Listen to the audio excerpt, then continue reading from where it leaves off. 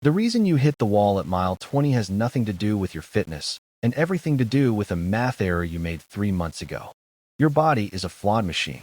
You can store roughly 2,000 calories of glycogen, but a marathon burns nearly 3,000. That 1,000 calorie deficit isn't a theory.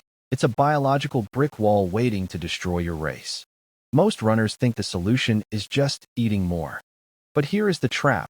Your legs can burn energy faster than your gut can absorb it. If you dump fuel in too fast, your stomach shuts down and you vomit. Too slow, and your muscles run dry. We have to hit the absorption Goldilocks zone.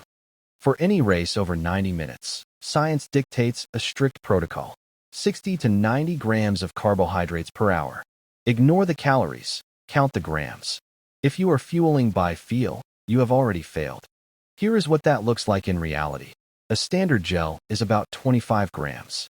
That means you need a gel every 20 minutes. Relying on aid stations is a gamble you will lose.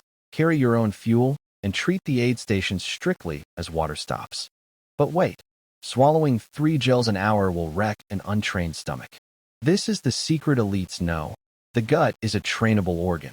You must practice this heavy intake on your long runs to upregulate your intestinal transporters. Finally, build a crisis protocol. If GI distress hits, don't stop fueling. Switch to liquid calories or mouth rinsing. The math doesn't care if you're nauseous. Fueling is the non-negotiable prerequisite for finishing. Don't let a bad plan ruin good fitness.